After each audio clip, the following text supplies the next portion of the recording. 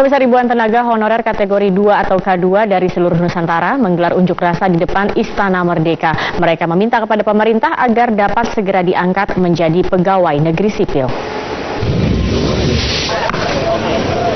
Ribuan tenaga honorer yang terdiri dari guru dan pegawai honorer di lingkungan pemerintah memadati kawasan Monas, Jakarta. Aksi massa yang tergabung dalam forum honorer kategori 2 ini dilakukan untuk menuntut pemerintah agar mengangkat mereka menjadi pegawai negeri sipil. Para tenaga honorer ini mengaku telah bekerja sebagai tenaga honorer selama belasan bahkan puluhan tahun, namun honor yang mereka peroleh jauh di bawah upah minimum provinsi. Kementerian Pendayagunaan Aparatur Negara dan Reformasi Birokrasi menuturkan ada kesulitan dari segi regulasi dan kemampuan anggaran untuk pengangkatan tenaga honorer menjadi pegawai negeri sipil. Tetapi belum ditemukan celah hukum, itu dari sisi aturan. Kemudian yang kedua kendalanya dari sisi anggaran. Sampai dengan saat ini tahun 2016 di APBN belum ada alokasi anggaran untuk teman-teman tenaga honorer. Sementara itu, pihak Komisi 2 DPR membantah bahwa pihak Dewan menghambat anggaran untuk pengangkatan tenaga honorer menjadi PNS. Menurut Ketua Komisi 2 DPR Rambe Kamaruzaman, pihaknya sudah mengajukan anggaran untuk pengangkatan tenaga honorer, khususnya guru honorer, ke Kementerian Keuangan dan Kementerian Pan-RB. Sudah kita ajukan. Prosesnya kan. APBN kok nggak masuk? Oh iya, prosesnya kita ajukan. Tolong kita minta sama Kementerian Keuangan waktu itu hadir dengan Pan-RB ini diselesaikan. Berapa kepentingan untuk menyelesaikan daripada tenaga honorer ini, agar jangan minta dianggarkan oleh Pan dan minta paham yang sama. Jumlah tenaga honorer kategori 2 saat ini mencapai 439.000 orang, tersebar di berbagai instansi. Menurut DPR, ini masalah yang harus diselesaikan. Selain itu, DPR minta daerah dan instansi tidak merekrut tenaga honorer baru. Tim Liputan Metro TV. Ribuan tenaga honorer menuntut diangkat menjadi PNS meski secara aturan penerimaan pegawai negeri sipil harus melalui mekanisme tes dan tidak ada lagi mekanisme pengangkatan langsung tenaga honorer menjadi PNS. Dan kami akan membahasnya pada malam hari ini bersama dua narasumber kami. Sudah ada Pak Setiawan Wangsaatmadja, Deputi Sumber Daya Manusia Kementerian Pendayagunaan Aparatur Negara dan Reformasi Birokrasi, serta melalui sambungan telepon ada Mbak Titi Purwaningsih, Ketua Forum Honorer K2 Indonesia. Selamat malam, Mbak Titi. Iya, selamat malam, Mbak. Iya, selamat malam juga, Pak Setiawan. Selamat malam. Saya ingin ke Pak Setiawan terlebih dahulu. Pak Setiawan, tadi dari rangkaian unjuk rasa ini adalah karena Kementerian Pan-RB tidak bisa mengangkat K2 ini untuk menjadi PNS seperti itu. Ada dua, karena payung hukum dan juga karena anggaran. Sebenarnya, apakah tidak ada jalan lain untuk mengangkat mereka menjadi PNS ini? Ya. Kalau kita melihat perjalanannya memang cukup panjang.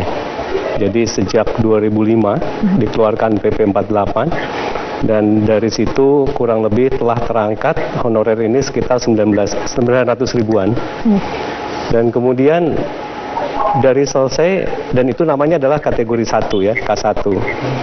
Selesai 900.000, kemudian masih banyak yang katakanlah tercecer, tanda kutip gitu ya. Okay. Nah itu masuklah yang kategori 2 ini. Nah jadi saya mau cerita sedikit saja yang kaitan dengan kronologis ini. Nah yang kedua ini, ketika dilakukan pendataan, tiba-tiba masuk 650.000 tenaga honorer kembali kan gitu. Nah oleh karena itu di dalam PP 56 disebutkan bahwa ini harus diakhiri. Jadi prinsipnya harus diakhiri dan PP 56 ini memang berakhir di Desember 2014. Oke. Syaratnya adalah satu, pegawai honorer itu harus memang diusulkan oleh PPK istilahnya, pejabat pembina kepegawaian, yang dalam hal ini bisa bupati, wali kota, gubernur, bahkan menteri. Dan kuotanya pada saat itu hanya ada 200.000 kemampuan negara. Artinya yang tersisa adalah saat ini yang ada yang berunjuk rasa atau yang sekitar 430 sekian ribu ini yang masih tersisa. Betul. Untuk anggaran sendiri, tahun 2016 dikatakan tidak bisa lagi mengangkat PNS karena tidak ada anggaran. Ini sebenarnya tetapi masuk tidak dalam APBN 2016. Ya. Yang tadi saya cerita yang tadi payung hukum. Jadi secara payung hukum memang sudah selesai seharusnya. Tidak ada celah sama sekali untuk ya, payung hukum. Kalau amanatnya dari PP 56 sudah selesai. Dan 2014 juga keluar Undang-Undang ASN. Jadi dalam Undang-Undang ASN amanatnya adalah tidak ada pengangkatan otomatis. Harus melalui pengangkatan CPNS maupun pegawai pemerintah dengan perjanjian kerja itu harus melalui seleksi, gitu ya. Dan seleksi ini harus diketahui oleh umum. Nah, ketika kita bicara anggaran, tentu saja bahwa kita pun harus melihat secara realistis, kan gitu. Artinya anggaran itu tidak ada dari kementeriannya atau dicoret dari DPR sendiri? Saya tidak tahu masalah dicoret apa tidak, tapi bahwa artinya tenaga honorer kan tersebar ada di seluruh instansi, baik pemerintah pusat maupun pemerintah daerah. Nah, ketika bicara kita di pemerintah daerah misalnya, ada sekitar 224 kabupaten kota yang belanja pegawainya saat ini sudah melebihi 60%.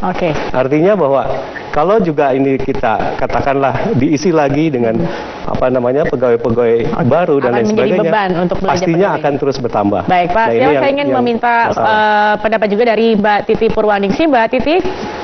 Iya Mbak. Iya Mbak Titi tadi dikatakan bahwa sebenarnya dari Kementerian Pan-RB sendiri juga sudah mencoba untuk memfasilitasi bagaimana juga untuk mengangkat para honorer ini untuk menjadi pegawai negeri sipil. Artinya yang tersisa ini adalah yang kemarin seharusnya misalnya ikut tes tapi ternyata tidak lolos, seperti itu Mbak Titi.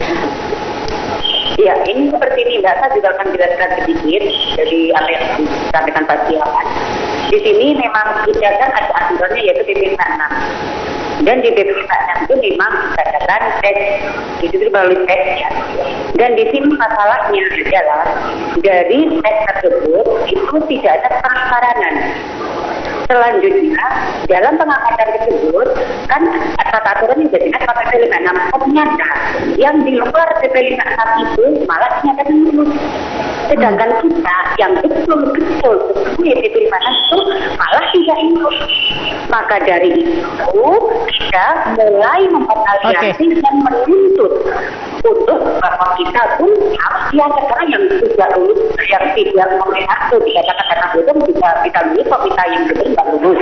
Itu yang terus yang Mbak Titi, kami harus jeda dulu. Kami akan nanti kembali ke Anda. Kami akan jeda sebentar. Pemirsa, kami akan kembali dengan perbincangan ini. Tetap bersama kami di Prime Time News. Baik pemirsa, kami akan melanjutkan kembali perbincangan ini. Saya akan kembali menyapa Mbak Titi. Mbak Titi tadi juga sempat mengatakan bahwa sebenarnya yang menjadi ganjalan adalah ketika sudah melakukan tes lalu tidak ada pengumuman, seperti itu ya Mbak Titi ya? Tidak diumumkan passing grade-nya. Ya. Kemudian apa lagi Mbak Titi? Yang dinyatakan lulus itu ternyata yang di luar PP 56, di luar kata aturan yang berlaku. Maka dari itu ini yang kita tuntut, kenapa kita sampai saat ini menuntut kepada pemerintah agar membuat kata aturan buat kita yang bisa mengangkat sisa dari honorer yang belum lulus. Oke, saya ingin minta tanggapan dari Pak Setiawan sendiri bagaimana ini Pak. Kebetulan juga kalau tidak salah ini kan juga banyak yang dikatakan bahwa banyak pegawai honorer bodong seperti saat itu juga akhirnya ikut masuk dalam tes CPN ini sendiri. Ya, baik. Jadi yang pertama, kita sebetulnya sudah cukup keras gitu ya, bahwa seluruh pejabat pembina kepegawaian, dalam hal ini mungkin bupati, wali kota, gubernur, bahkan menteri, harus melampirkan surat pernyataan tanggung jawab mutlak. Artinya tidak ada pengawasan langsung dari Kementerian Pan-RB sendiri, tidak ada langsung pengawasan langsung seperti itu untuk hal ini? Ya, kita kan ada BKN, gitu ya, ada Badan Kepegawaian Negara yang juga memverifikasi hal itu. Tetapi ketika pendaftaran dan sampai dengan ujian, bahwa kita memang dalam artian bahwa melihat, mempercayai surat pertanggungjawaban mutlak dari para pengusul tersebut, dalam hal ini bupati, wali kota, gubernur maupun menteri. Baik. Nah, kalau kejadiannya seperti yang tadi Bu Titi, kami juga prihatin. Jadi prihatin dalam hari ini bahwa ini karena ada main-main seperti ini, kemudian disinyalir ada bodong. Tapi Pak Setiawan, prihatin saya tidak cukup. Apa sebenarnya langkah yang bisa dilakukan oleh Kementerian Pan dan RB sendiri? Katakanlah misalkan dimasukkan sebagai PPK seperti itu atau ada hal lain. Sudahkah duduk juga bersama dengan Komisi 2 dan juga mungkin dari perwakilan Forum Honorer K2 Indonesia ini sendiri? Ya, kita harus selesaikan masalah ini dulu. Kalau memang itu bodong dan terbukti bodong, tentu saja walaupun sudah ditetapkan kita bisa batalkan. Itu yang pertama harus kita selesaikan. Karena tadi saya sangat sangat prihatin sekali kalau memang ternyata yang diusulkan ini banyak yang bodong yang dilakukan oleh para pejabat pembina kepegawaian. Itu hal satu. Yang kedua, tadi Bu Titi mengatakan bahwa tidak diumumkan. Sebetulnya ini sangat transparan dan diumumkan melalui website tentu saja. Dan pada saat itu harus juga dirilai oleh website dari kabupaten atau instansi pemerintah yang memang mempunyai honorer pada saat itu. Baik, Pak Setiawan, saya juga ingin meminta di tanggapan terakhir Mbak Titi, apa target dan juga selanjutnya yang akan dilakukan dari Mbak Titi dan kawan-kawan untuk memperjuangkan ini? Yang jelas di sini kita sangat di sini kita sangat berharap akan ada bukti dari pemerintah. Pada tanggal 15 September kan Pak Yudi berjanji akan mengangkat kita semua. Kemudian tanggal 20 Januari membatalkan. Maka dari itu, di sini kita hanya ingin bukti dari pemerintah dalam hal ini. Kenapa hari ini kita demo ke istana langsung? Karena buat kami, karena Menpan sudah tidak sanggup buat solusi buat kita, maka satu-satunya yang dapat membuat solusi bagi adalah Presiden. Maka dari itu, kami anggap Presiden itulah yang paling mampu membuat solusi untuk penyelesaian honorer kategori 2. Oke, baik. Mbak Titi Purwaningsih, Ketua Forum Honorer K2 Indonesia telah bergabung bersama kami, dan juga Pak Setiawan Wangsaatmadja, terima kasih juga telah bergabung. Sayangnya waktu kita terbatas, tetapi semoga bisa bertemu, duduk bersama, dan juga ada win-win solution dari semuanya sehingga tercapai juga apa yang diinginkan. Dan pemirsa, inilah akhir dari perbincangan kami yang kedua di Prime Time News, sekaligus mengakhiri perjumpaan kita di Prime Time News. Saya Zaki Arfan, mewakili rekan-rekan yang bekerja. Selamat malam, sampai jumpa.